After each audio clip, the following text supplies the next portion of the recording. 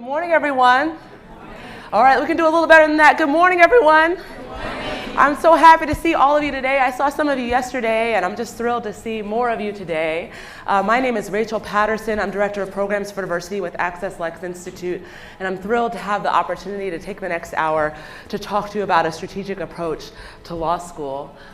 Here's a little bit about AccessLex. AccessLex is a sponsor of this program, of this event, rather, and has been in existence for over 30 years. We were in the lending business for many years. We gave out student loans, but in 2010, we got out of the lending business, and now we do a lot of work in the areas of research, grant making, advising, and financial education. A bit about me. I'm a DC native, born and raised. Any DC folks in here? Hey! All right. So I'm from DC, live there now. Born and raised. I went to college in Philly. I went to the University of Pennsylvania. Philly, okay, cheesesteaks. All right, yeah, good. Went to college there, played basketball at Penn. After that, did Teach for America in the Bronx. Hey, okay, yay. All right, I'm getting everybody today. So I taught 8th grade English in the Bronx. I was on Crotona Ave, if that's helpful, 2111 Crotona Ave. Good times. After that, went to law school at University of Michigan. Michigan people probably aren't here. Go blue! And then after that, worked for a couple of different nonprofits. And so in my role at AccessLex, my role is to try to get the diversity of law schools to reflect the diversity of society. No small feat, right? So, stated simply, I'm trying to get more Black, brown, and economically disadvantaged students into law school. That's my work, and part of that work involves working with students. Part of it involves working with administrators to pre-law advisors and law school admissions folks. And so just before I joined AccessLex, I worked at Georgetown Law and Admissions. So I've read a lot of files. And so I'm excited to share what I call the rules of the game with all of you about the law school application process. There's going to be a lot of information in this presentation. I encourage you to take notes. I will not be offended if you have to take notes on your phone, whatever works. Okay, but there's a lot here. And so I would encourage you to do so. We also have some handouts for some portions of the presentation that will prove useful. But I think you'll probably want to take notes. I'm also going to pause periodically throughout the presentation to see if there are questions and hopefully leave some room at the end for questions. So does that sound good? Yes? Yes? Okay. So let's go ahead and get started. Here are our learning objectives today. Right, by the end of this presentation, I want you to be able to understand why timing is really critical in the law school application process.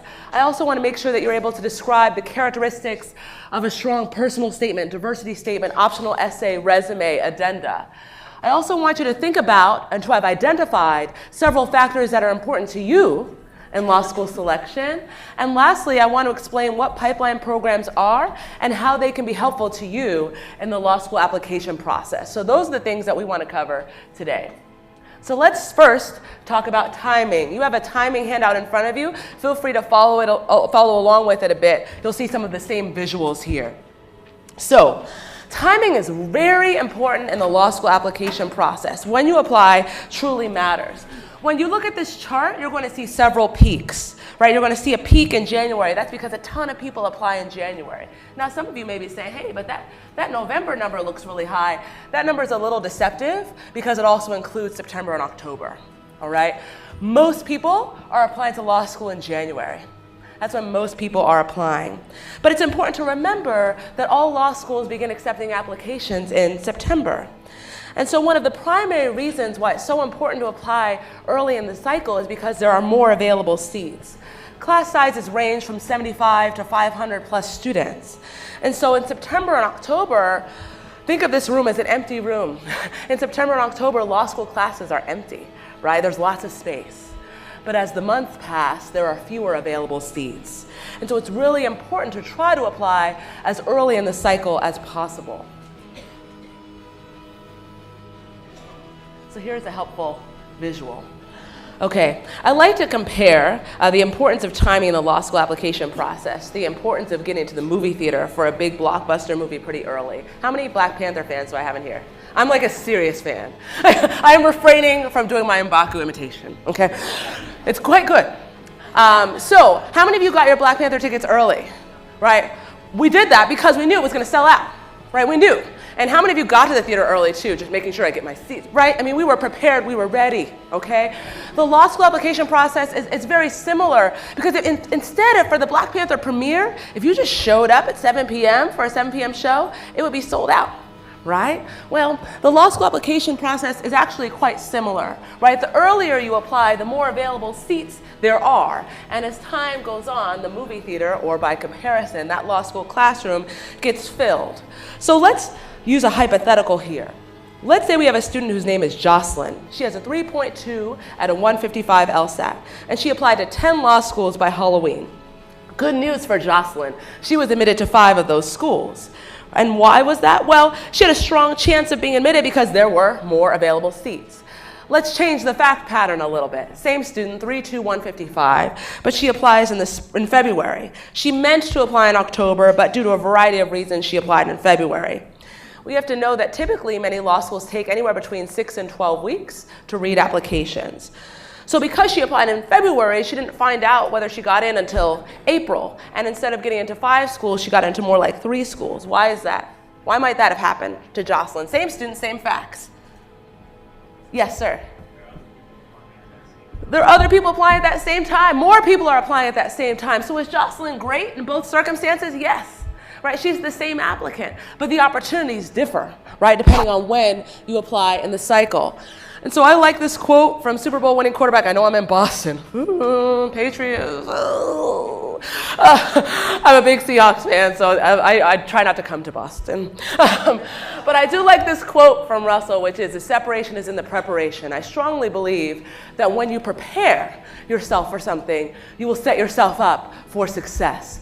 So by virtue of you guys being here today, taking the time to be here at 8 a.m. on a Saturday, I don't know, I probably wouldn't have been here at 8 a.m. on a Saturday, right? That requires discipline. That means you care. That means you want this. That means you're taking this step to prepare. This is one step in the right direction.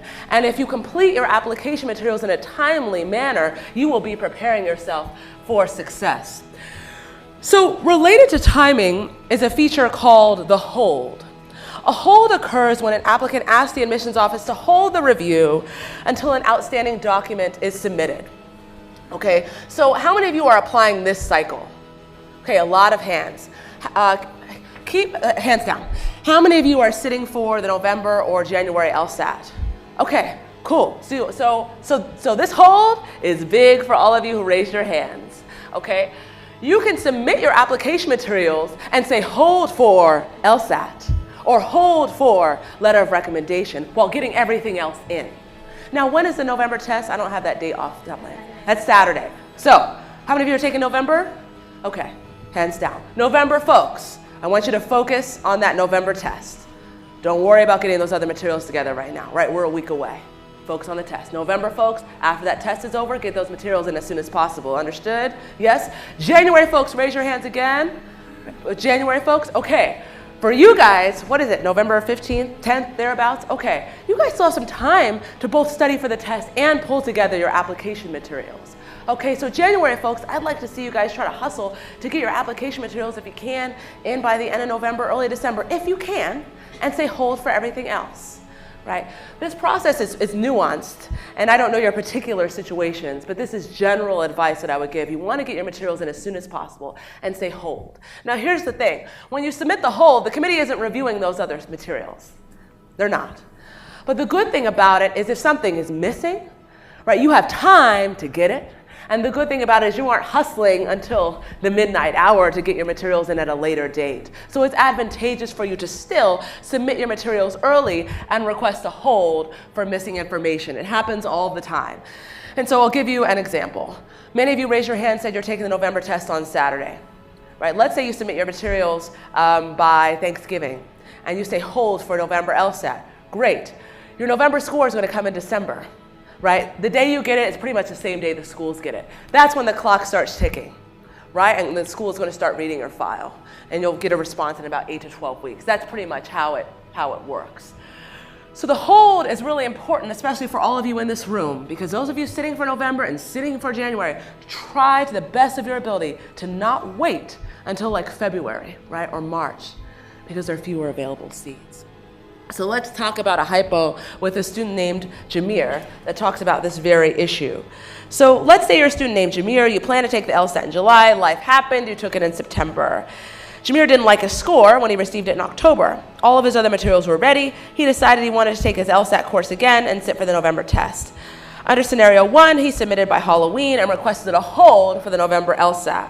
So when his score comes in, his application will be reviewed relatively promptly. Let's look at scenario 2. Jameer takes the September test, doesn't like his score, decides he wants to take the November test. This time, though, he doesn't have all of his materials prepared. His resume is complete, but he only has an outline of his personal statement. He hasn't thought about optional essays and hasn't drafted an addendum yet either. Jameer focuses on taking the LSAT course again and sitting for the November test. But he decides to wait until he gets his score back in December to begin finalizing his other materials. So he doesn't submit his application until January 31st. This is so common. I hear this all the time, right? There's a plan, and then life happens, right? Can Jameer still be admitted to law school? Sure. Could he improve his chances had he applied earlier in the cycle? Absolutely. So timing matters because it impacts your ability to be admitted. Timing also matters because it impacts your ability to get money, scholarship money, right? So remember Jocelyn, the student I talked about with the movie theater scenario, she had a 3.2, 155, and when she applied in October, she got into 5 schools. When she applied in February, she got into 3 schools. Well, let's extend those hypotheticals. When she applied in October and was admitted to 5 schools, she received 3 scholarships in the amounts of $10,000 to $15,000 a year. That's pretty great, right? But in the second scenario, when she applied in February and found out she was admitted in April to 3 schools, she got scholarship offers for only 1 scholarship offer for about $5,000. Right, is she still a great candidate in both scenarios? Yes. Did the fact that she applied later in the cycle impact her ability to get money? Absolutely. Absolutely. So that's what I mean about sharing the rules of the game, guys. Right, law schools will say, our deadline's March 1st. It isn't really March 1st. I mean, they're gonna keep reading them. You understand what I'm saying? They'll read the file, but you've got to apply earlier than that. Because decisions about getting in and decisions about receiving money are happening. Understood? So when I was working at Georgetown, we usually made merit scholarship decisions around April. Why? Because we had seat deposit deadlines in May and June. So if you wait until March to apply, you're not going to find out that you got in until May probably. And we've already given out a lot of money. You see what I'm saying? And so you want to put yourself in the best position possible both to get in and to potentially get money. Does that make sense? It's very important. So law schools aren't lying when they say the deadline is March 1, but you've got to apply earlier than that. Will they still read the file? Yes. Do you still have a chance of getting in? Yes. Is that chance much smaller than it would have been had you applied several months earlier? Absolutely. Right? Because an already competitive process becomes even more competitive when there are fewer seats. Right? So, questions about timing. Questions about, yes, sir.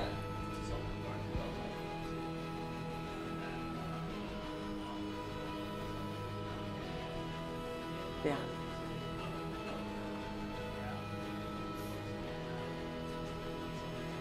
Yeah. It's more about the accountability.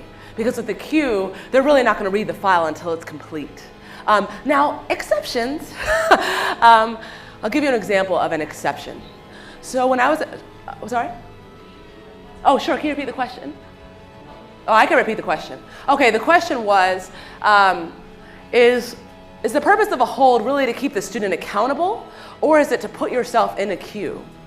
A queue meaning that, well, let's say under one of the hypotheticals, Jameer's hypo, what did he do? Let's go back.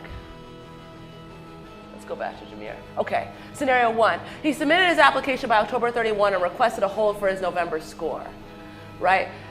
When Jameer's score becomes available in December, that's when the clock starts ticking. The clock didn't start ticking for him when he submitted in Halloween, right? So it's not like he got an earlier spot. So it's really to incentivize you, for the most part, to hold you, student, accountable. Exception, though. It's a good question. So when I was at Georgetown, we had group interviews. We had group interviews and alumni interviews. There were times when we would invite students to a group, or I think definitely group, maybe alumni interview when we didn't have the score yet, right? So that happened a lot because the group interviews happen in the fall. So we see the other materials and we think, this person's probably a pretty strong candidate. We're going to be in their city. They're going to be they're in our city. Let's invite them. So there may be sort of exceptions where there may be opportunities for you that could benefit you. But you're not going to get an admissions decision until the file is complete. Is that helpful? Do you have a follow-up question? Yes.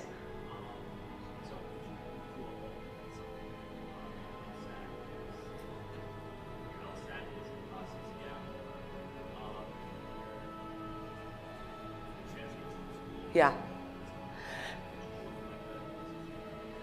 Depends on so the question is, what can you hold for, right? And it depends on the school.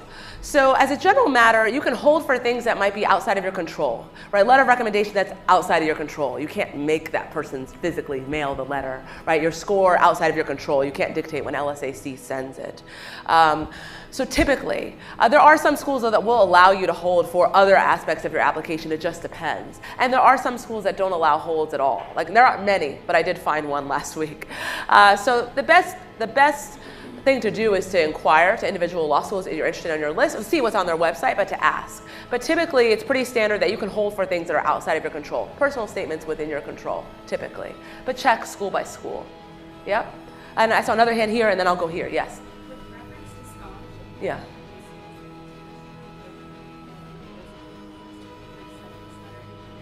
Right. Yes.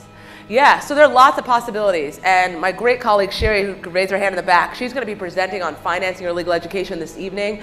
It's a great presentation, seriously. I'm telling you how to get in, she's going to tell you how to pay, which matters, right? So you need both. The short answer to your question, the question is sort of, I think generally, when will you get scholarship? So if you apply in February, when might you get your scholarship offer? No, it's not the question. Clarify for me. So you apply and you're Right. get accepted, you get your acceptance letter. Correct. You might not say, oh, you're getting this letter. Correct. There you go. So the answer is it depends. When are you going to get money? So let's say you applied in November, you get admitted in February. What happens? Well, different schools do different things. At Georgetown, typically scholarships were distributed around April, right? Usually around seat deposit time. There are some schools where you receive your offer, your scholarship offer, and I'm talking about merit scholarships now, which are based primarily on LSAT and GPA, different from need-based, right? At Georgetown, we would offer it usually around April or thereafter. It would not come with the offer of admission. There's some law schools where with your offer of admission, you're also receiving your merit scholarship offer. And there are layers to that. Sometimes it is take it or leave it. This is non-negotiable. In other instances, there are opportunities to have a conversation. We often didn't like to say negotiation because that implies like balance of power, about the money, right? We're like, we're not negotiating with students. So different schools do different things. Some schools do negotiate, some schools don't negotiate. Most schools on their websites don't tell you if they negotiate or not. Some schools have specific rules about what negotiation looks like. Maybe you have one opportunity to counteroffer. There are several schools where you have one opportunity. Well, you've got to time that right? Because let's say you apply in November, your scenario, apply in November, admitted in February, and they give you a scholarship offer for $30,000 a year. That sounds great, but you're on the waiting list at some of your dream schools. You have to figure out when and how you want to counteroffer, right? So what's really important is there's a lot to be said here. Sherry's going to get into the meat of this later, so I don't want to steal her shine. The gist is make sure you do your homework on what the processes are at different schools. Not disclaimer, just something I want to tell you. I feel like so often black and brown students don't realize that they can negotiate. Example, I have a student, friend of mine, student. He's now at Georgetown. He didn't get in the first year, okay? And he met with me and asked why. I explained. And I said, do you think you can improve your LSAT score? He said, yes, I think I can improve it by about 20 points. I almost fell out of my chair. I was like, oh, okay, right? Well, don't hear that every day. He said, yeah, I only studied for 2 weeks, whatever. I said, look, and he'd gotten to a school that he didn't want to go to. So he's like, what do you think I should do? I said, if you think you can improve your score by 20 points, reapply, right? What do you have to lose? You're probably going to get into that same school anyway, probably, right? That he already got into that he didn't want to go to. Plus, he could increase his chances of getting into a Georgetown and other places and getting money. So what happened? He increased his score by 16 points. Yes, that's awesome. That's awesome. That's unusual. Right, he improved by 16 points. He gets in to various schools. School offers him $30,000 a year, and he asked me, Rachel, do you think it's okay that I ask for more money? I almost fell out of my chair. I said, yes, yes, you can. You can ask for more money, depending if the school has that policy. Sometimes it can seem almost rude or inappropriate, like, thank you, I'm grateful. Can I ask for more? It's okay. People are doing it. If the school has a policy such that it's okay, right? How you do it matters. Tone matters. So there were students who would come into my office, I'm not joking, and be like, I know I deserve more money, and this is why. Not a great approach, right? Not great. Humility, thank you so much. So, and hopefully you are thankful, right? Very grateful for this opportunity. Happy to be admitted to your school. So grateful. I do have some opportunities at some other places. This is really where I want to be. Be honest about that, right? Or if it's not where, this is one of my top schools. I would so appreciate it if I might be able to receive X amount, right? That's how you make an ask, right? With humility, with kindness. And I know all of you could do that beautifully. But it's so important because people don't really know you, these admissions folks. They don't know you. They read your file. You may be talking about money via email and a call and a 10-minute meeting. You only have one time to make a great impression, right? A first great impression, I should say. So familiarize yourself with the processes at different schools. Really do that. Like Georgetown, for example, we don't give full rides. So don't ask them for a full ride. They don't do it. I had a mom demand. My daughter demands a full ride. I was like, I think your daughter's great, but we just don't do that here. You know what I mean? So you want to just do your homework so that you know. And it helps when you've really done your homework as to what you need, right? So the student I was talking about who had the 30,000, he did the math. I think he lives in New Orleans. He did the math and he's like, New Orleans in the house, okay? And he was like, I think I could swing it if it was 35. Then ask for 35, right? Show that you've done your homework as to what you need. Does that make sense? There's a lot there. I saw there was another hand here, and then I'll go there. Yes? So I'm going to work off Jameer's scenario. Okay, let's work with Jameer. So put in from a whole of 31st. Yes. 6 for the November LSAT. Yeah. 17. Right. It is. And the school will be emailed to LSAT December 8th. Right. And that's also when the school is going to get the But if you're not happy with that, Yes. you don't feel like that's the number they should be Yes. considering for the next level LSAT. January. 26th. Yeah, she's on the ball, y'all. She's got these dates. So, Yes.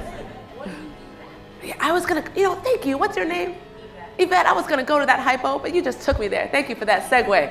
Yes, so that happens, life happens. So I'll repeat it in case everybody didn't hear. So she said, let's stick with Jameer.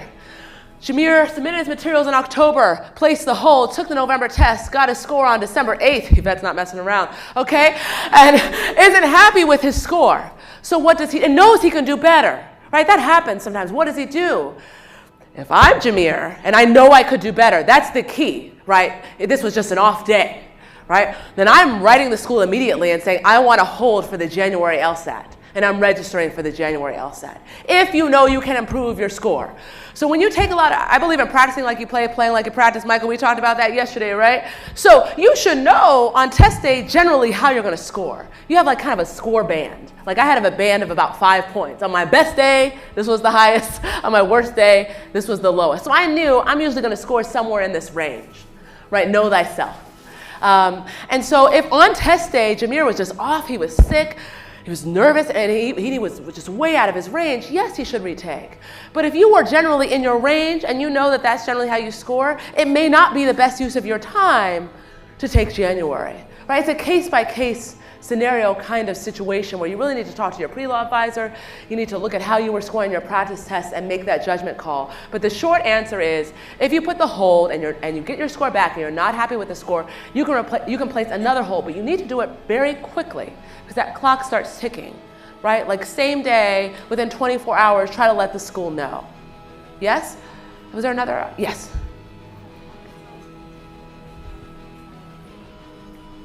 Oh, that's a great question. How many is too many?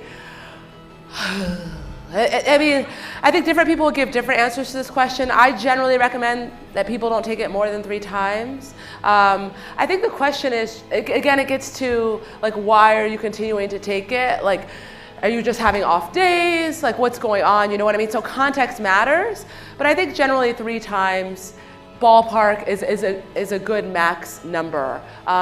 You don't want to waste your time, you don't want to waste your money. And so I think that's generally helpful. Yes?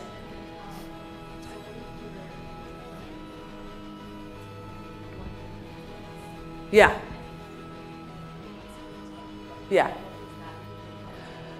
So there's a lot there, several things.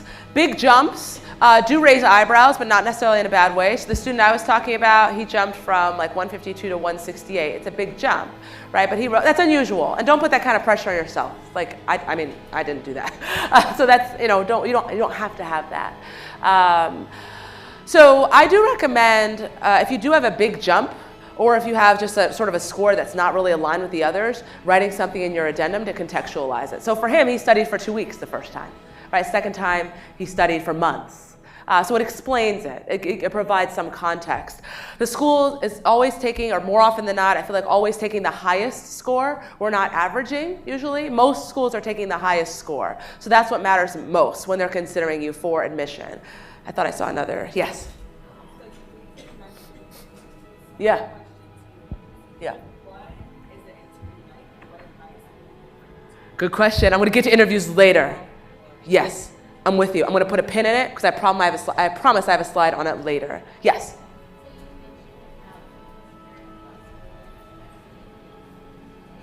Yes. Yes.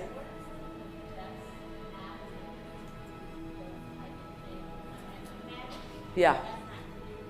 No, it isn't. Rarely. Great question. So this scholarship negotiation process is not a transparent one. That's part of why I'm doing this work. I want to be more transparent. When you look, some schools are transparent on the website, and it is very clear. Really, there are some schools out there that are like, you can negotiate one time during this time frame. So the best thing to do, I think, is to reach out to the Office of Admissions once you've been admitted and to learn more about their process and to ask. And maybe don't use the word negotiation, but just to say, can you give some more context about how scholarships are handled at your institution? Because it really is handled on a case-by-case basis. Do your homework looking on the school site first to see what you can find, but you can try to ask for more info. I see Sherry, you want to jump in?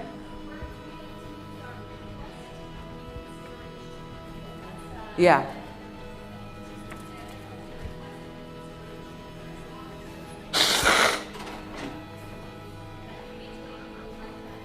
Yeah.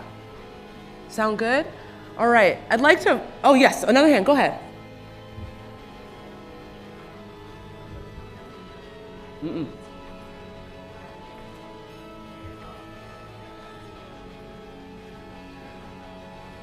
True. So when I was saying Georgetown doesn't give a full ride, I just mean need or merit. The tuition at Georgetown was like about $60 when I was there. So no one's getting a $60,000 need or merit scholarship to go there. They do offer some schools offer need-based aid, right, in the form of loans you got to repay. Some schools offer need-based aid in the form of grants that are like scholarships, right, based on your financial need. Some schools offer merit-based scholarships, right? Usually that hinges in significant part on LSAT and GPA that you would not have to repay. So different schools offer different things. Sherry's going to unpack all that at 6. I promise she's legit, and I'm not just saying that because she's here. She's really, really knowledgeable on this topic, and it's going to create a lot of transparency. I should also just shout out, Sherry's going to shout it out later. We also have a helpline called AccessLex Connects. Connects, C-O-N-N-E-X, right? Yeah, okay. Well, you can call to get individualized financial aid advising. So she's going to unpack a lot of that. But the short answer is different schools do different things. And some schools stack need and merit aid. Some schools will give you the higher of the two amounts. So it just depends. It depends. I'm going to segue because we've got a lot more to whip through. Yeah, y'all like, we got to roll. All right? So we're going to keep moving. So now I'm going to talk about the characteristics of a strong application. So we're shifting gears. We talked about why timing is important, but let's now talk about the characteristics of a strong application. So it's helpful to think of your application in thirds, right? 1/3 of your application is your standardized test score, the highest one. 1 is your undergraduate GPA, and the final third is everything else. And so it's really important that you're able to look at yourself objectively on this pie to figure out, well, where are my areas of strength and where are my areas of weakness? And so let's talk a bit about medians, right? How many of you have heard the word median? Right, in law school admissions, or in life. Okay, good. All right, so medians are very important in law school admissions. A median score is a score that is the midway point between the lowest and highest accepted by law schools, right? So a median essentially means half below. Law schools have median LSAT scores, and they also have median undergraduate GPAs. So as an example, let's say the median LSAT score at a school is a 160. That means half of the students who matriculated were below 160 and half were at or above 160. You'll also see percentiles, the 25th and 75th percentiles. The percentiles tell you a different story. The 25th percentile tells you about the profile of the bottom quarter of the class. The 75th percentile tells you about the profile of the top quarter of the class. So let's say you're a student named Jessica and your LSAT and GPA are below the school's median. Ask yourself, how do my scores compare to the 25th percentile? All right, sometimes people say, oh no, I'm below the median, so I'm not going to get in. That's not necessarily the case. Right? But take a look at the percentiles for context. So I want you to know sort of what the medians are and why they matter. And so a bit about why they matter. So you guys have heard about law school rankings. Many of you have heard about them, US News, right? So LSAT and GPA are big factors in rankings. They're not the only ones, but they are big factors. And so schools, if they want to hold their place in the rankings or if they want to rise in the rankings, they need to hold those medians. Fancy way of saying they need at least half of their students to be at or above and half to be at or below. And so that's what the schools need. But what you need to think about is, well, where do you fall in context of the medians, but more importantly, the percentiles? So let's first talk about the first slice of the pie, undergraduate GPA. What are schools looking at when they look at your undergraduate GPA? 3 things. Overall, what was it? 2, what was the trajectory? Meaning, did you have a slow start and did things really improve, or was there a bump in the road in the middle? And what courses did you take? With courses, don't overthink it, right? Most people who apply to law school tend to be history, poli-sci, or English majors. You do not have to be. You can be a music major. You can be a fine arts major. You do not have to be pre-law. Do not stress about it. But they just want to see what were the courses that you were taking. They want to make sure you weren't like phoning it in, taking basket weaving, right? So those are the things that they are looking at. Every undergraduate institution you've ever attended, you have to submit that transcript. So how many of you might have taken like college level classes in high school and stuff, right? Those transcripts are going to send. So that's also why I'm trying to get you guys to get these materials in early. I'm trying to create accountability to incentivize, because you got to go back into the archives, right, and get those old transcripts. So your overall GPA, how many of you have attended more than one college? Yeah, good. So your overall GPA, it's not going to, it may not align squarely. In fact, I'm fairly certain it won't align squarely for most people with your overall GPA at the institution you're currently attending. What LSAC does is they calculate like an LSAC GPA. That might be slightly different, right? So you got to pull all those transcripts together. These are the types of things schools are looking for when they look at your undergraduate GPA. A common question I get, let me go back for a second, is, well, how much do graduate school courses matter, master's degree courses matter? Well, law schools look at them, yes, but they're not weighting them as heavily as undergraduate GPA, right? Why? Often because master's programs and graduate programs, grades tend to be inflated, like lots of people have A's, so they tend not to weight as heavily. Plus, for US News, real talk, no one's factoring that in, right? Undergraduate GPA is what's being factored in. That's the why. So does it matter? Sure. But does undergraduate GPA matter a heck of a lot more? Yes. I see a hand. Oh, I see 2 hands. I'll go right here first. Yes. Yeah. Sure. Yeah. Yeah, totally fair, happens all the time. Typically when we receive transcripts, so the question was about studying abroad, maybe you have pass-fail grades, right? What does that look like? What does that mean? Don't stress out about it. We also have a lot of international students who apply to law schools, and so when we get the transcript, we get an explanation of what the grades mean too.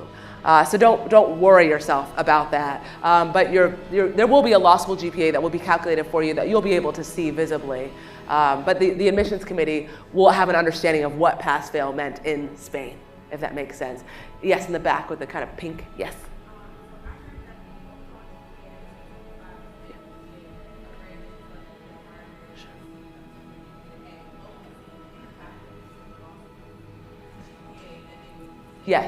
Yes, typically, right? If it's on the transcript, it's counting, right? So it's probably going to appear in multiple places, right? In year 1 when you took the course, in year 2, yes. In the back, the black, yes. Yeah.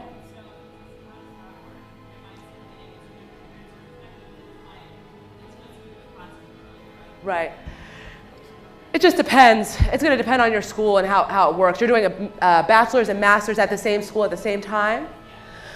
So I'm guessing your institution will probably just send all one. You'll have to talk to your registrar. That's a school by school thing.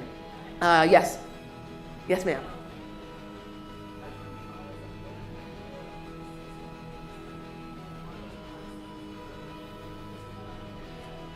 Yeah, that's real. What do you do?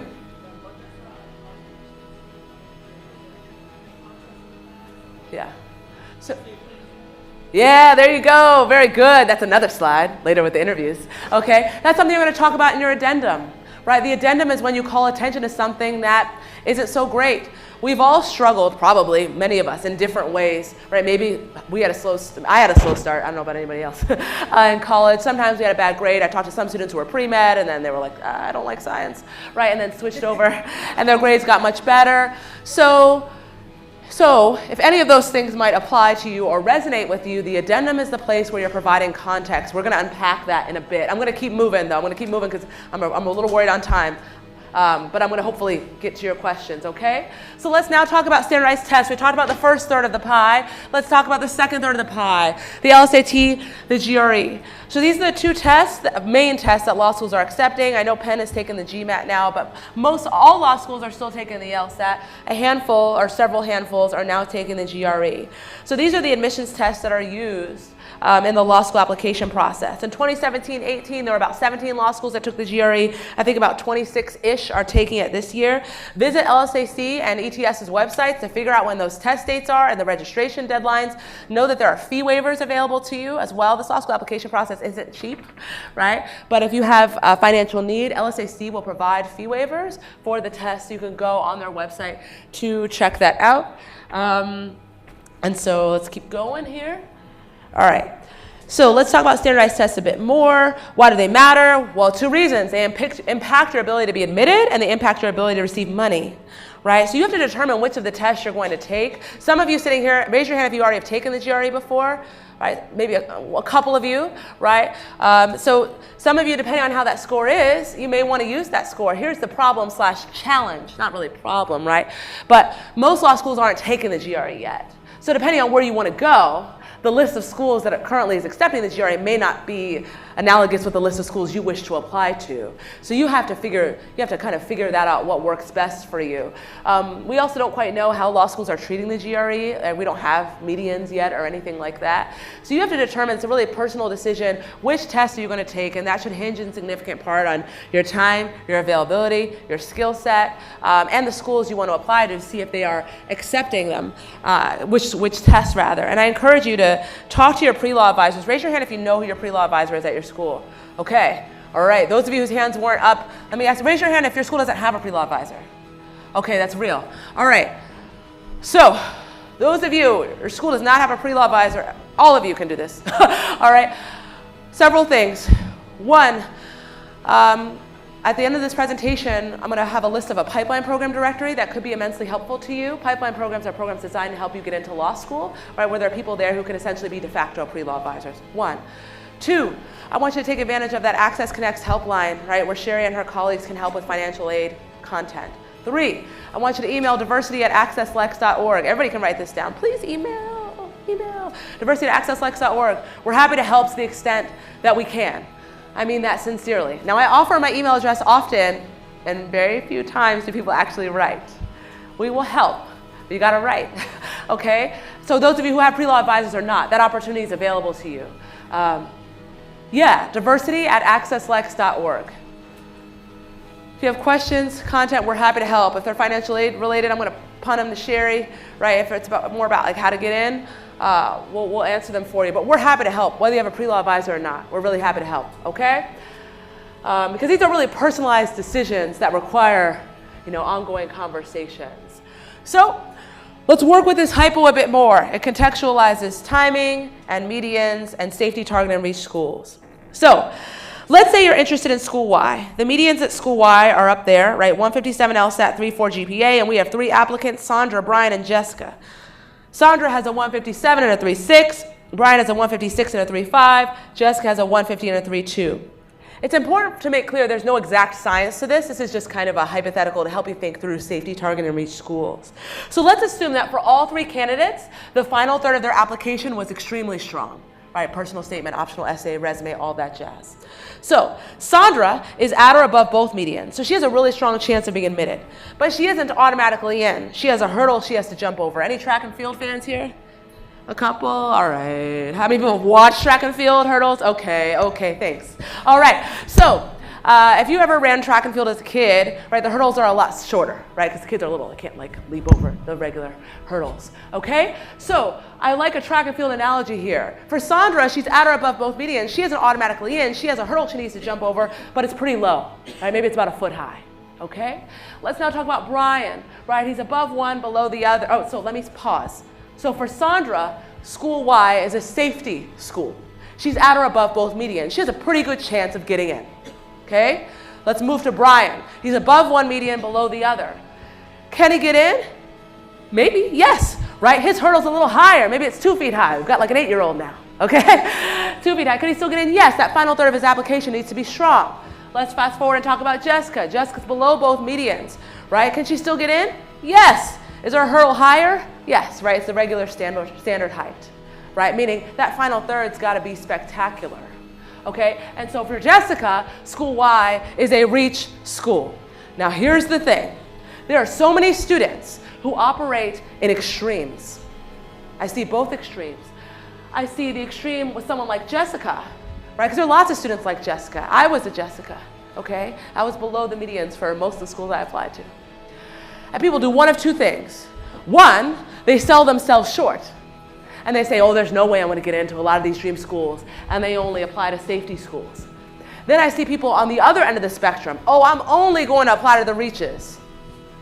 We cannot operate in extremes, right? You need to balance out your list with safety target reach schools. Now that begs the question, how long should your list be, right? That depends on the student. I usually say ballpark, try to apply to about 10-ish schools. And I would evenly distribute safety, target, reach. Now I know this isn't cheap. That's not lost on me, all right? LSAC has fee waivers, need-based fee waivers. Law schools will also offer fee waivers, need-based or merit-based. You'll see different things. Sometimes you'll go to a forum or a fair and schools will just pass out fee waivers to you. Some will do that. That's really easy. For others, you have to proactively ask for a fee waiver. And even when you proactively ask, sometimes you have to demonstrate financial need. For still other schools may proactively reach out to you and invite you to apply. That's typically a merit-based fee waiver, right? That means they ran a report, they saw your scores, and they want to incentivize you to apply.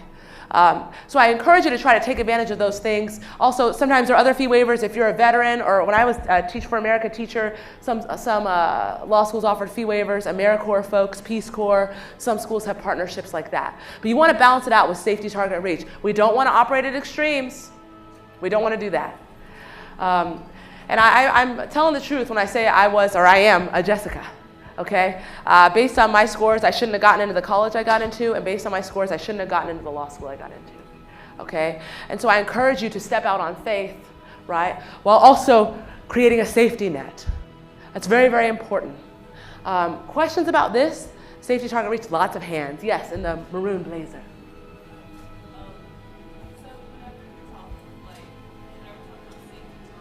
Uh-huh.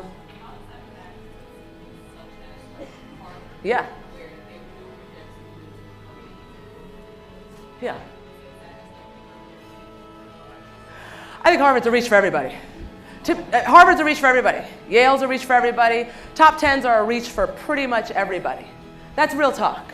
I mean, yeah, that's it. It's hard to get into. It's very competitive. They're getting thousands of applications. It doesn't mean you don't apply. Heck yeah, you apply. You didn't come up here just to show up, see the building. Yes. You know what I'm saying? You apply, but you know it's a reach, right? That's the reality. So I usually top 10, top 15 schools, top 20 schools, for most people are a reach. They were reaches for me. That's the reality. So the safeties are the schools where you're at or above their medians, and there are tons of schools out there. Yeah. So we have to call a thing, as Jan Van Zandt said.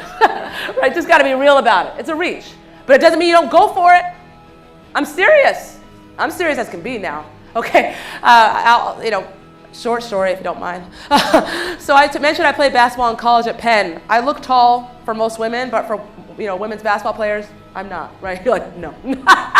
Okay? So in high school, I was a power forward center.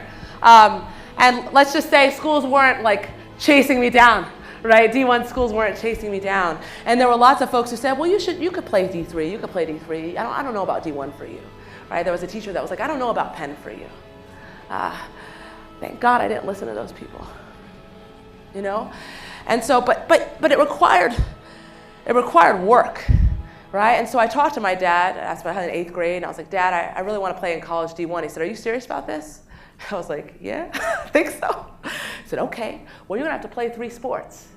You're gonna play volleyball, because you gotta jump higher. You gotta run track, because you gotta get faster. You're not gonna be able to hang out with your friends on the weekends. You're gonna be playing AAU all the time. If you really want this, right? So it was possible, but I had to put in the work. I don't want to get choked up. Harvard is possible. You understand me? But you have to put in the work. And that's why, I know that's why you're here, but that's why I'm trying to give you this information so you can put yourself in the best position possible. I wasn't going to be able to play at Penn operating the way I've been operating. You understand what I'm saying? I had to shoot 500 shots a day. If you want to be here, you're going to have to study 150 hours for that LSAT. Okay? You're going to have to give up going to some parties. You're going to have to give up homecoming. That's it. How badly do you want it? Right? I don't like having regrets. I don't like wondering what could have been. And so I just decided, I know I'm 5'10", I can't jump. But I'm going to hustle. And I'm going to work hard. I'm going to give it everything I have so I can look myself in the mirror and say, I did the best I could possibly do. And that's what I encourage each of you to do, to give your absolute best. You can't be 1 foot in, 1 foot out. Both feet are all in if you want this. Understood? That's my truth. I didn't cry. Okay. So that's a win. So let's talk about that final third, the everything else. Okay? Because the everything else does matter. You're right in the maroon. There's some people who have really high scores, but they ultimately don't get it. Sometimes because the everything else is jacked up. Okay? I remember reading a letter of recommendation that was terrible. I was like, oh, this girl's great. She's wonderful. Letter, oh my gosh, scathing. Okay? So make sure that that final third is excellent. Let's walk through it. Let's talk about it. Okay, the diversity statement. And I know you either had or are going to have a session on this. Have you had it yet? You have not yet? You had? I don't know. Check your schedules. I saw a personal statement, diversity statement somewhere. I don't remember what day. So what is a diversity statement? Diversity statement's an optional essay some law schools offer. Why does it matter? It's an opportunity to expand your narrative. Here's the thing. Your application is it's this narrative. It's a story, right? LSAT and GPA tell the academic part of your narrative. How are you as a student? How are you as a test taker? Right? Your personal statement, your letters of recommendation, your diversity statements, they tell different parts of your story. So the question is, do you have a valuable part of your story to share here? Here are some do's.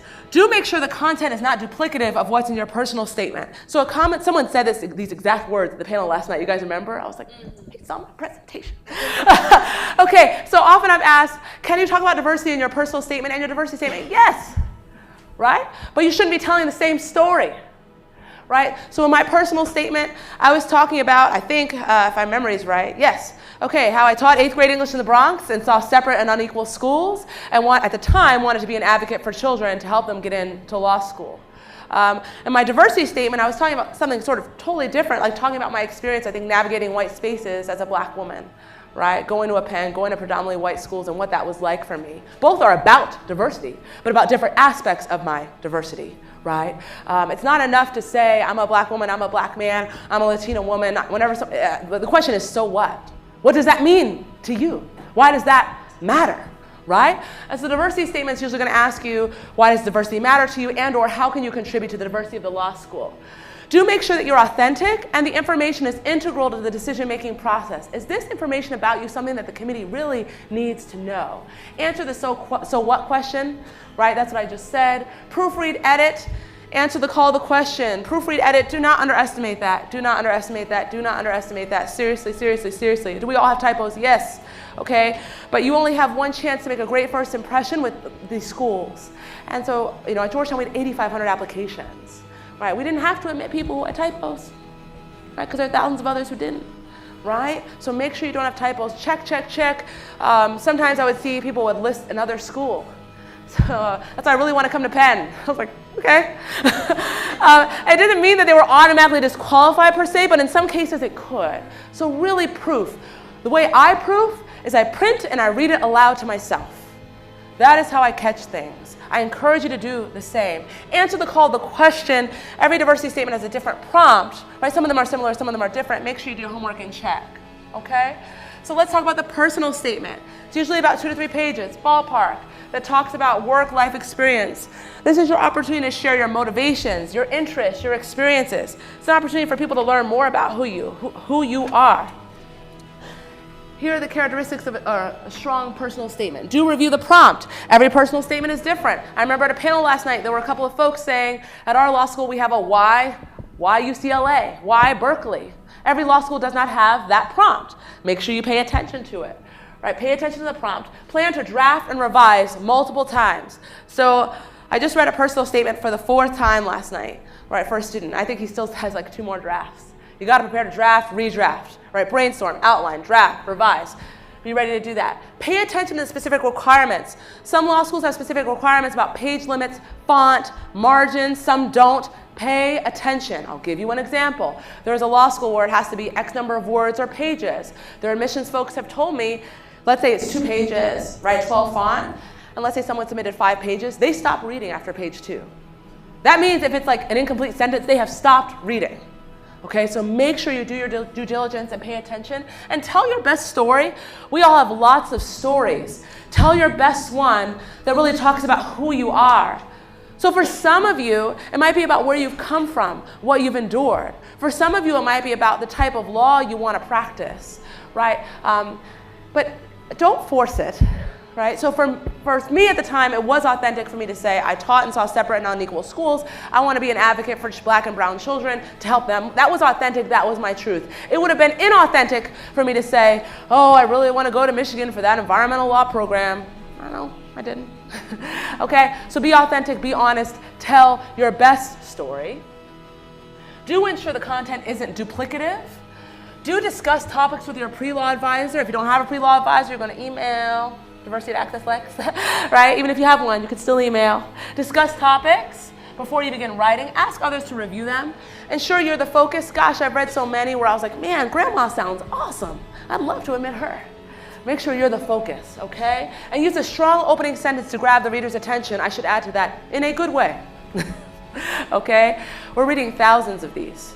Right, we're reading, many schools are reading thousands, okay? And so imagine it's 12 o'clock at night, and this is the 50th one that someone has read that day. How are you gonna grab their attention in a good way? Use your discretion. I read a crazy one. I was like, whoo, that's a lot. Ask trusted folks to review your statement. Always ask yourself, what's the takeaway? So with this, or what are the takeaways, plural? So whenever I read a personal statement for a student, I tell them, these were my takeaways, 3 to 5. What did you want the takeaways to be? Because sometimes there's a disconnect, right? Between what we intend, what we're trying to convey, and what the narrative tells us. So in bullet point format, what are the takeaways you want the reader to have? Read, well, draft, revise, and review what you've crafted to see, are these takeaways clear?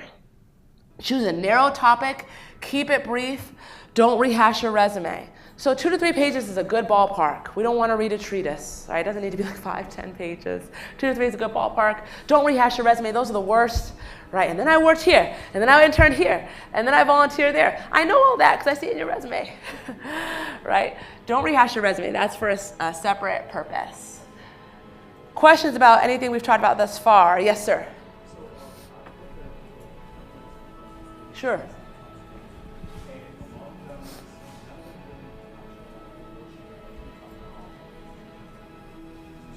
Oh, yeah.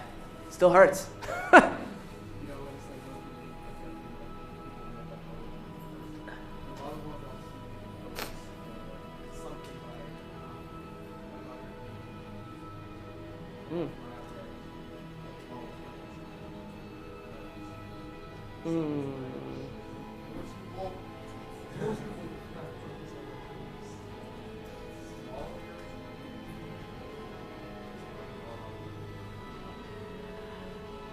It's a good question. I mean, I was a lot more compelled by when you said P's, I was like, oh gosh. Right. So we talked about 2 situations, talking about one, really, there are different templates out there about personal statements, right? And some say maybe that you should talk about a discrete topic, and others say that you should really talk about overcoming adversity. I think you've got to speak your truth.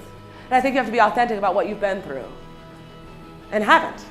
That's the truth. Some of you may not have overcome extreme diversity and you're just excited to go to law school for these reasons. That's fine. Others of you have overcome tremendous adversity, and that's just part of who you are. And it's something that they need to know so they can have an understanding of who you are going to be on campus. So I'd say use your best judgment. That's a nuanced conversation, an individualized conversation that should happen with your pre-law advisor to talk about specific topics. I've seen a whole lot, right? I saw a guy, one of my favorite personal statements was about a guy, older, second career, he'd worked in the White House, black guy, and he grew up super poor. I mean, like super, super poor. And he was talking about just like what he was eating growing up and all that stuff. And I was like, oh my gosh, this guy is just, he's overcome so much. And that really struck a chord with me. But that was his truth. So I say speak your truth and talk to trusted advisors to think through specific topics. There are wrong topics. Like the one I don't want to share that I read, but it's a lot. There are wrong topics. You are applying to professional school, but tell your best story. So for me, my life's not that complicated. It's about teaching 8th grade English, about overcoming adversity in basketball in high school and college. That's my truth. So you have to speak yours. Did I see another? Yes.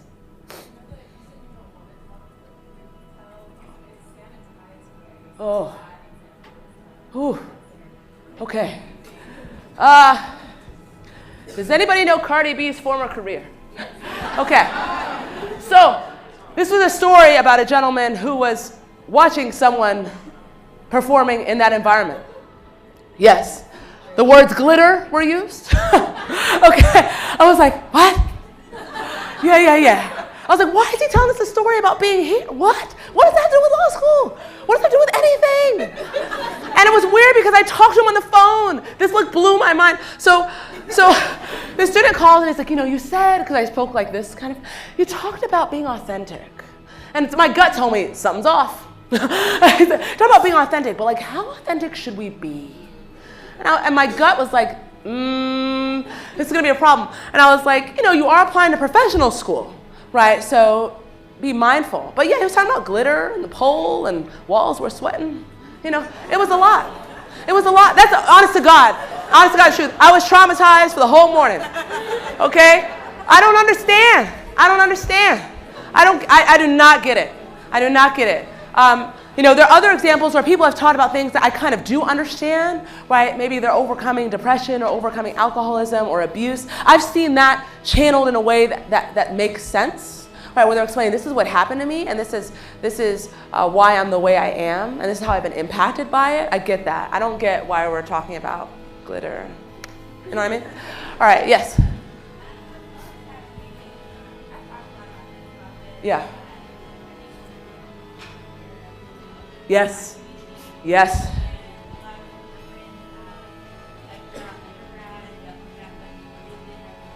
Oh, sure, that's real.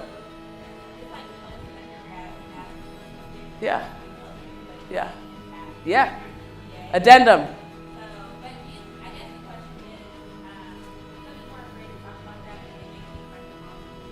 True. Right. Yeah. It's a good question. So sort of disclosing mental health challenges, right? And within the context of maybe grades or otherwise, maybe depression, anxiety, bipolar disorder, like any number of things. Do you disclose or not? Number one, it's your call to disclose or not. You are not obligated to disclose that information, one. Two, and yes, there is a risk that if you disclose, oh no, maybe they won't admit me, right? But I think context matters. It gets back to a question a woman over here asked about, like the F, right? Context matters, because if we see the low grade or grades or poor semester, we wonder what happened. And unless you fill in the gaps for us in an addendum, we won't know. So yeah, it is totally okay, and it's your choice, right? Whether you want to talk about mental health issues, that's sort of, the same thing is true with like alcoholism and stuff like that. The question is sort of, when you're bringing it up in the addendum, and we're going to get to that in a bit, how you contextualize it really matters, because it's okay to raise it. What the law school is going to want to know is, do you have the tools, and or does the law school have the ability to provide you with the tools to support you now, right? So I'll use alcoholism as an example. That's something we see a ton. People are saying, look, I was an alcoholic in college. I really struggled. I'm not now. I go to AA meetings. And that helps us know, like, this person has a system in place to support them, right? Or this person went through depression, or they still have it, but they're on medication and they're going to therapy and they have the systems that they need. That's the question that's the question that's going to be on the minds of admissions folks. Does this person have the tools and resources they need, and or do we, to support them? But it is okay to disclose, but it is totally your choice to disclose. Helpful? Cool. Yes?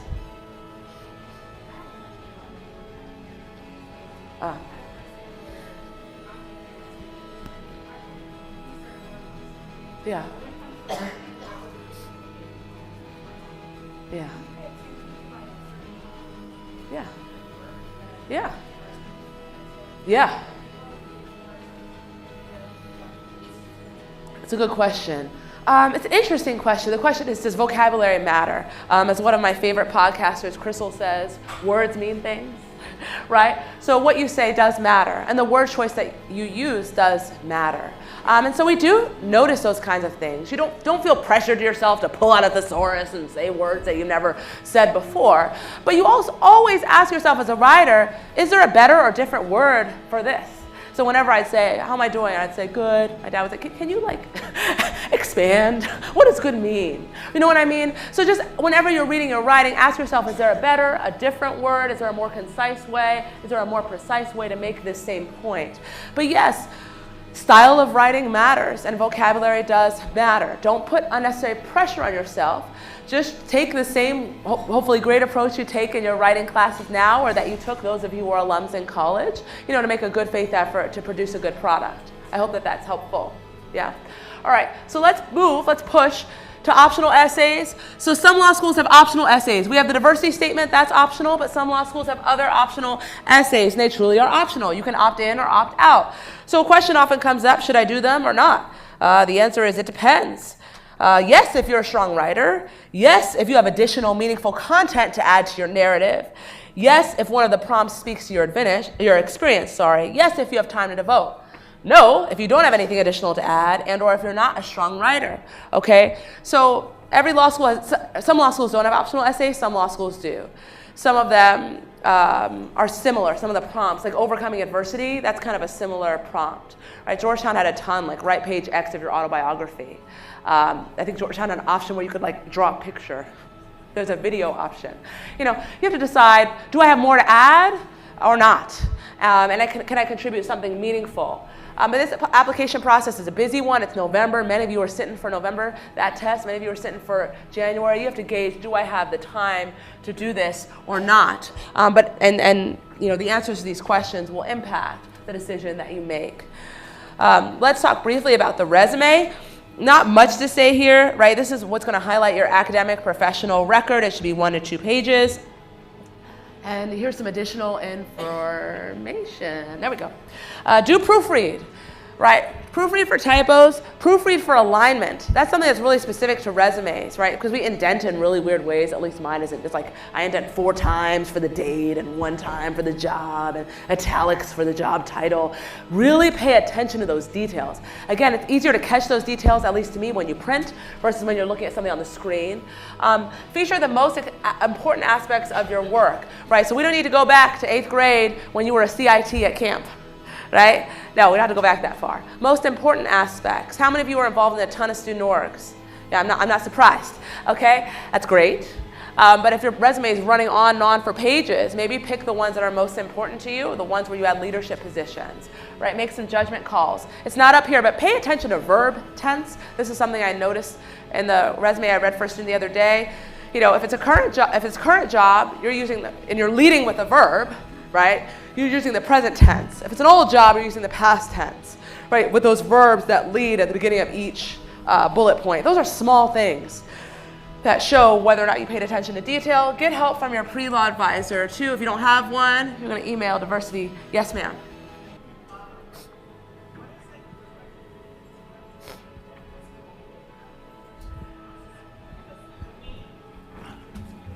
Yeah.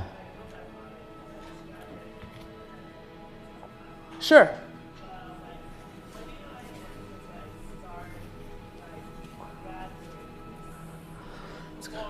All of it? It's a good question. So the answer is it depends on what stage you are in the cycle. The question is, when do you start pulling all these application materials together, right? How many of you in here are college freshmen? Okay, hands down, sophomores? Hands down, juniors. A lot of you guys are represented. Okay, seniors or alums. Okay, so college freshmen, you know what you should be doing right now? Getting the best grades you can possibly get. That is, I'm serious, getting the best grades you can possibly get. Because the better your grades are, the better your chances are of admission, better your chances are of getting money. That's what you should be focusing on right now. Sophomores, similarly, what should you be focusing on? Grades. Grades. Getting the best grades you can possibly get. All right? Seriously. And then sophomores, you're going to start thinking about, well, when might you want to take the LSAT? Just start thinking about it, right? Juniors, we're still trying to get good grades. Okay, don't sleep. We're still trying to get good grades, but you're having to think more proactively about when am I actually sitting for the LSAT? Like I need to register for this thing. I need to register for a course if you're taking a course. You've got to get that timeline lined up. Juniors, you're also, I think, going to try to connect with your professors. You could get letters of recommendation like now. That's fine, especially while they know you in real time, right? You can start identifying your recommenders. That's the kind of stuff you could be doing right now. Seniors, active applicants, your grades aren't going to change too much. Still get good grades, because we do see them all. But your GPA is not going to change too much, right? So you really need to be focusing on when am I taking the LSAT if you haven't taken it, right? Securing these letters of recommendation and pulling all these other materials together. Active applicants, the time is now for this other stuff. Underclassmen, you've got more time to pull these types of materials together. So hopefully that's helpful. Yes?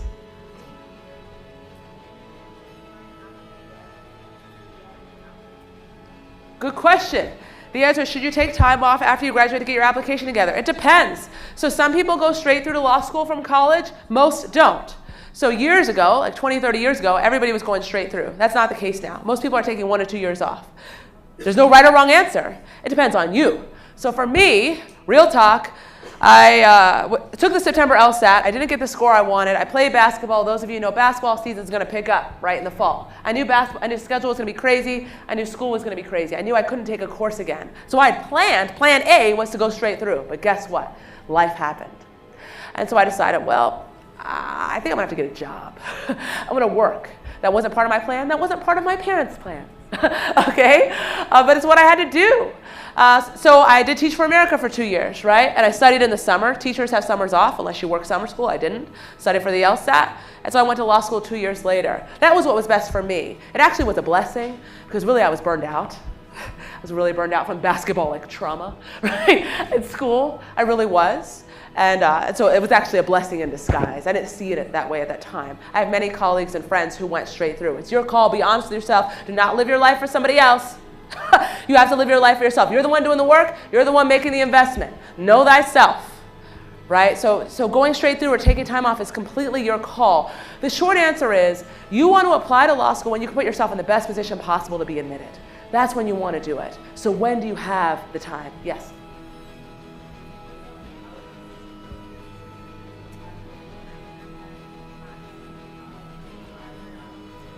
Yeah. Oh. Okay. Woo! Yeah.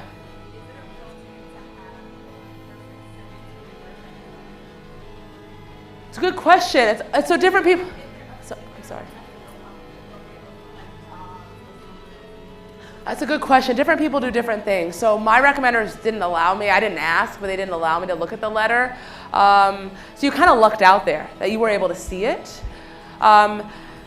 Different people do different things. Sometimes recommenders will, they'll ask you to even kind of draft some of it for them. I've had that happen. They're throwing you a softball there, right? So that's helpful. Some will ask for your resume and personal statement and other information. For me, if I saw that, I would not include that letter. I just wouldn't. I wouldn't tell the person. It's still going to be in the LSAC system. I would get other letters. That's what I would do. Don't worry. The punctuation isn't necessarily going to reflect poorly on you. It's reflecting more poorly on that person. But yeah, so it's not customary to ask to see it. That is not custom. You could ask to see if that's okay with them. But I'm getting the signs, so I'm gonna I'm gonna push because I'm gonna have to skip a bunch. Could I send this? It's too large to send. We'll figure it out. Email me. We'll figure it out somehow because there's more. There's more meat here. Sorry? I do have a webinar at the end of the month. Thank you, Sherry. I forgot. Okay, we have a webinar at the end of the month. It's going to be the same thing. Just, you won't see me. You'll hear my voice. It's on the AccessLex website. If you can't find it, email us, right? Diversity@AccessLex. I do this same webinar typically once a month with more information. Okay? Do I have time or not really? I need to. What's happening? Okay. All right. I'm just going to pretend I'm not going to answer any more questions. I'm going to press on because that's what she told me to do in the red scarf. Okay? So letters of rec, how many do you need? It depends on the school, who should write them, people who are going to say wonderful things about you. It's got to be more than Tyler was nice and Tyler showed up on time.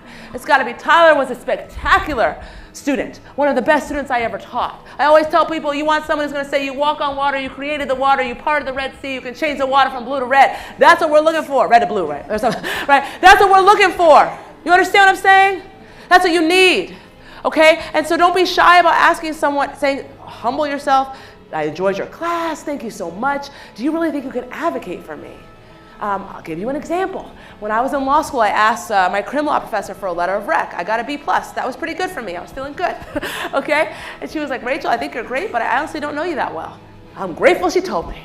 And I got a letter from someone else. You understand what I'm saying? She was real. She was saying, I don't really think I can advocate you because I don't really know you like that. Okay? So get your letter from someone who knows you like that. Who is that person? Ideally a professor, right? If you're in school now or you graduated within the past 5 years, ideally you have a letter of rec from a professor. Why? Because you're applying to professional school. If you've been out of school for more than 5 years and or it would just be virtually impossible to get one from a professor, don't stress yourself out, right? It could be a colleague, it could be a supervisor, someone who's really going to sing your praises. If those of you are athletes, you could have one from a coach potentially. Get multiple because different schools require different things. Some only require one, some may require 4. So I would ask like 6 professors for letters just in case, right? Another story related to that, a professor who liked me, right, was really nice, but she just dropped the ball. And so my materials were ready, and they'd been ready for months, and I was still waiting. I never got the letter. So in January, I had to get one from someone in my master's program. You know what I'm saying? So sometimes nice people who like you drop the ball. It happens. Life happens. So you cover yourself. You're prepared by getting more than you actually may need. Addendum, we're getting there. I promised, addendum, right? I forget who that was. I'm going to point there. So the addendum is the space where you're providing additional information that will be helpful for the committee to know. You're typically explaining things like test scores, GPA, health-related challenges, other crises. These are the typical topics that are covered. You're explaining something because there's a part of your application that's giving the committee sort of pause. So why does that student have an F? Or why did they have such a slow start? Or man, they were doing so well in this semester, things really fell apart. What happened? You're providing that context. So can you cover more than one topic? Sure. How long should it be? 1 to 2 paragraphs. Do provide context. Don't make excuses. Okay. So there's a line between providing context and making excuses. I'll give you an example. So here. So some students may say, you know, I got an F in this class because my professor was really mean and didn't show up on time and didn't like me. Excuses, right? Context might be a little bit different. Like, you know, I didn't do my personal best. I wasn't as focused as I should have been. I messed up. Owning up. We got to own our stuff.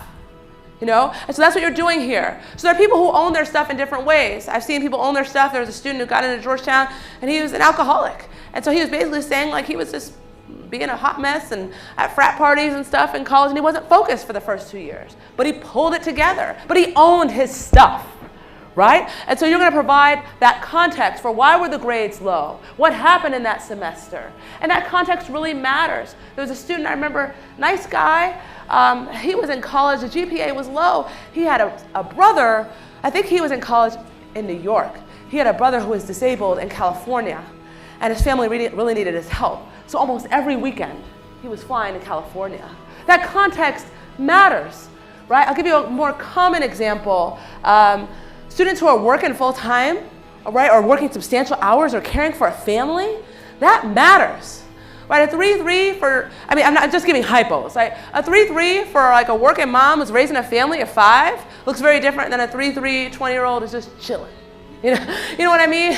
The challenges are different. So how many of you have jobs or had jobs while you're in school? That matters. Be specific. How many hours a week were you working? What was going on? Context matters, okay? The addendum is where you can provide context. There's a right and wrong way to do it. The wrong way is making excuses. The wrong way is making it really long. The addendum is the last piece usually that people read, right? And so you want to make sure you're not going on and on about something that's not super favorable about your application. Keep it short, keep it concise, be authentic, own up. Yes?